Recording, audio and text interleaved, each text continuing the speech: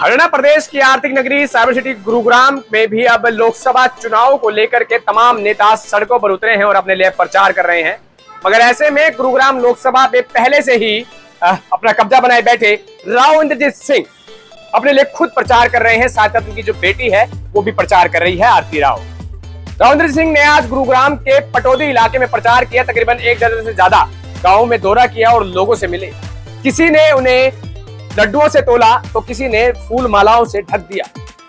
राव इंद्रजीत सिंह का सीधे तौर पर यह कहना था कि जिन पार्टियों ने मेरे खिलाफ कलाकारों को उतारा है वो सिर्फ कला ही दिखा पाएंगे, मगर प्रदेश का भला करने के लिए, अपनी लोकसभा का भला करने के लिए आपको भारत सरकार द्वारा चुना हुआ एक ऐसा कैंडिडेट को जिताना होगा जो आपके लिए काम करे।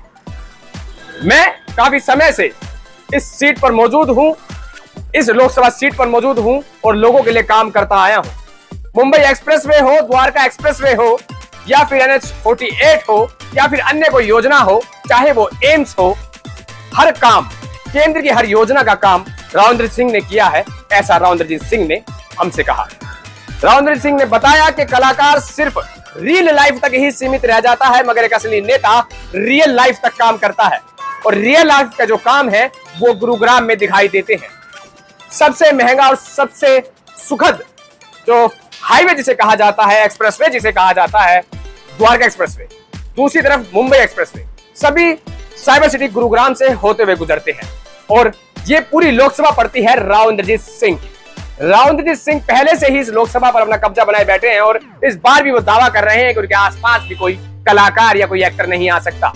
कोई किसी भी पार्टी का नेता हो, उनके खिलाफ अगर चुनाव लड़ता है तो उसको हारना ही होगा, क्योंकि राव इंद्रजीत सिंह को जिस तरीके का प्यार स्नेह अलग अलग इलाकों में मिल रहा है उससे सीधे तौर पर यह नजर आ रहा है तो एक बार फिर परसेंट जीत की तरफ अपनी तरफ बढ़ रहे हैं।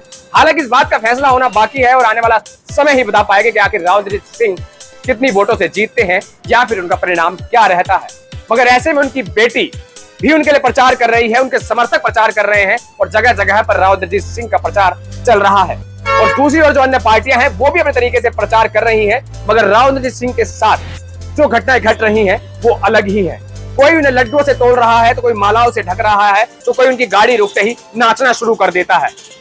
ऐसे में ये प्यार, ये मोहब्बत कहीं ना कहीं इस इलेक्शन को एक दूसरी तरफ ही लेती जा रही है, जिसमें सीधे तौर पर यह माना जा सकता है कि राव इंद्रजीत सिंह अपनी जीत की तरफ बढ़ते जा रहे हैं। तो ऐसे में देखना होगा कि आखिर कब राव इंद्रजीत सिंह का ये जो विश्वास है वो पूरा हो पाता है और जो अन्य पार्टी के जो लोग इनके खिलाफ चुनाव लड़ रहे हैं उनका क्या चुनावी परिणाम नजर आता है।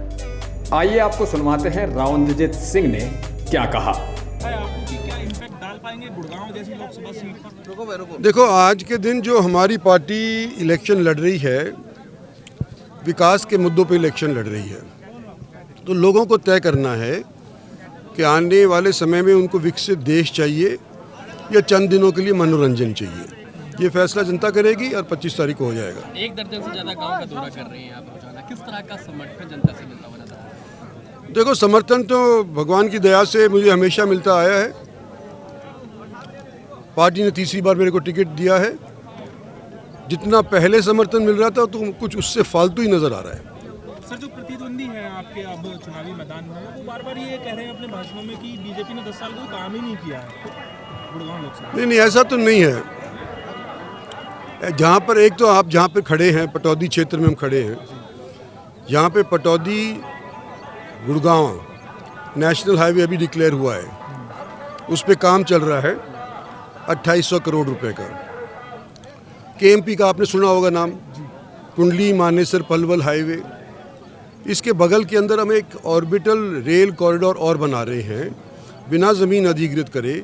उसी के बगल में बन रहा है 5600 करोड़ रुपए का, जो कि पैसेंजर की ट्रेन की सुविधा भी KMP के साथ साथ मुहैया लोगों को करवा देगा आने वाले समय के अंदर। इस वक्त उस पर काम चल रहा है। द्वारका एक्सप्रेसवे 10,000 करोड़ का, गुड़गांव बम्बई एक्सप्रेसवे 1 लाख करोड़ का, एम्स का निर्माण आज के दिन चालू है, 1600 करोड़ रुपए उस पर खर्च होंगे। 7,000 बच्चों को स्थायी तौर के ऊपर वहाँ पर नौकरी मिलेगी, 1200 को अस्थायी तौर पे मिलेगी और जो वहाँ पे शुगल करेंगे, काम करेंगे, धंधा करेंगे, उन लोगों की नफरी और बढ़ा करके 25-30 हज़ार लोगों को रोज़गार उसके माध्यम से ये मिल जाएगा। इसके अलावा सबसे जो महत्वपूर्ण जो काम हमारी सरकार ने किया है वो western dedicated rail freight corridor का किया है, जो 2 लाख करोड़ रुपए की लागत से बना है और दादरी जो यूपी में है उससे लेकर के बम्बई तक जाएगा।